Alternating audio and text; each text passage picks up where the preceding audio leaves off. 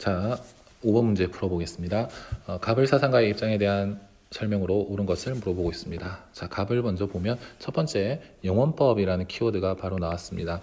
영원법은 신의 마음속에 있는 그대로가 아니더라도 이미 계시를 통해서나 인간의 이성작용을 통해서 부분적으로 알려져 있다. 영원법이라는 키워드만 봤을 때 아퀴나스라는 것을 좀 쉽게 찾을 수 있어야 됩니다. 아퀴나스는 이 법을 영원법, 자연법, 실정법으로 이렇게 나누고 있거든요.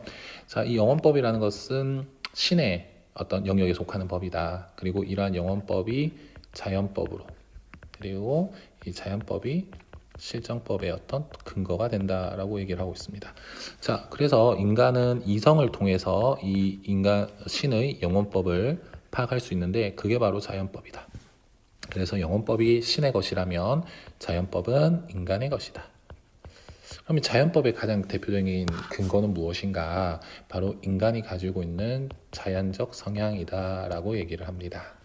자, 그래서 아퀴나스와 같은 입장은 무엇이냐면 신이 인간을 만들 때 인간에게 이러한 자연적인 성향을 가지고 있도록 만들었다라는 겁니다.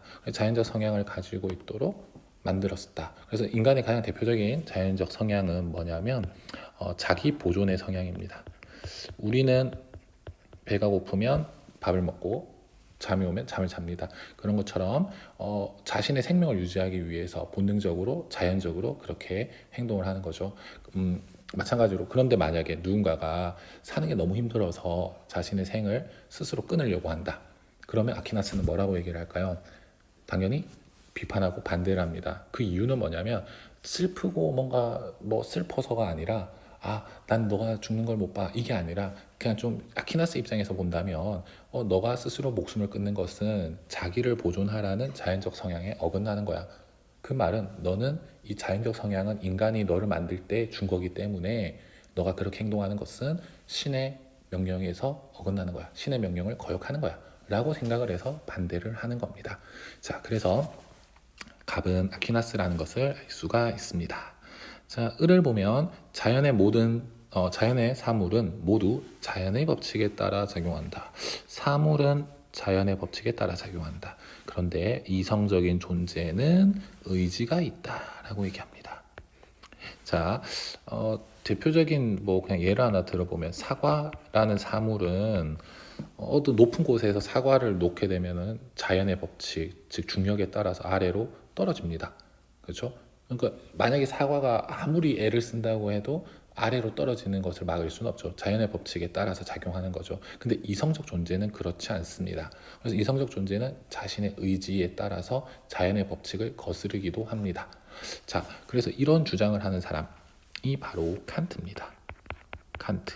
좀 더 읽어보면 칸트의 키워드는 여기서 알 수 있는데 이 의지라는 것은 실천적으로 필연적이다. 그래서 자신이 선하다고 인식하는 것만을 선택하는 능력이다 라고 얘기합니다.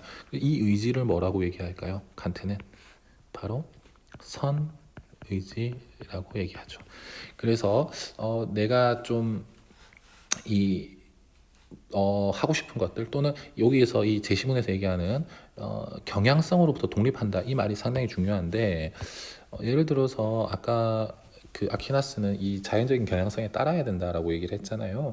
그래서 내가 너무 배가 고팠는데 내 눈앞에 지금 빵이 하나가 있습니다. 만약에 이게 자연적 법칙에 따른다면 그 빵을 내가 빨리 먹어야 되는 거죠. 근데 나보다 더 배가 고파 하는 사람이 있습니다.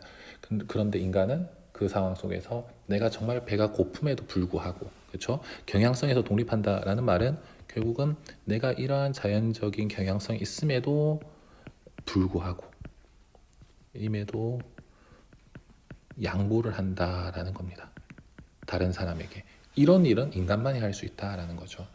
다른 동물들은 실제로 그런지는 쌤이 잘 모르겠지만 다른 동물들 앞에 이렇게 뭐 음식을 놔줬을 때는 서로 양보를 한다거나 뭐 이런 현상을 잘 관찰하기가 어렵거든요.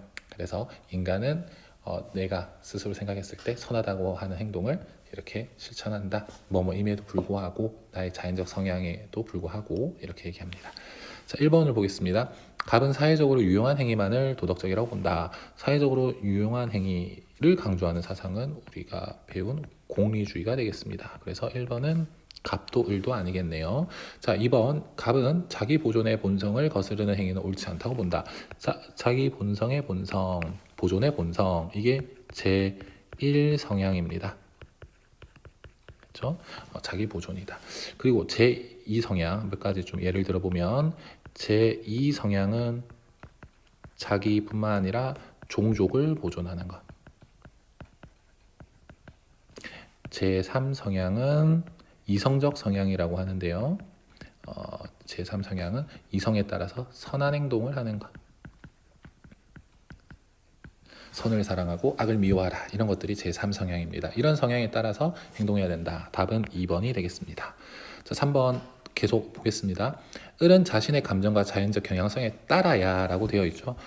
이 말은 위에 제시문에서 충분히 추론할 수 있습니다. 자연적 성향에 따르는 것이 아니라 자연적 성향이 있음에도 불구하고 내가 생각했을 때 선하다고 생각하는 것을 내 의지에 따라서 실천하는 것이 도덕적이다라고 봅니다.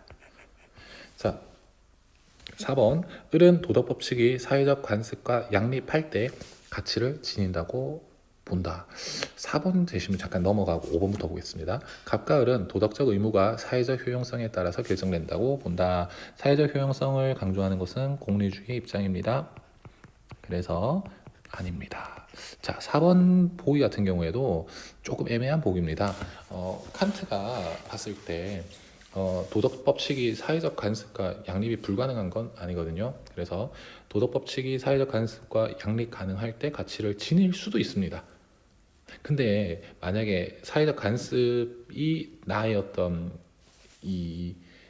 이성의 명령에 내가 생각하는 어떤 선한 의지에 어긋난다고 봤을 때는 사회적 간섭을 버리고 나의 어떤 선의지에 따라서 행동을 해야 되는 거죠. 가끔씩은 사회적 간섭과 도덕법칙이 양립 가능하지 않을 때도 있어요. 가능할 때도 있다. 좀 애매한 보기이긴 합니다. 근데 의도를 봤을 때는 틀렸다.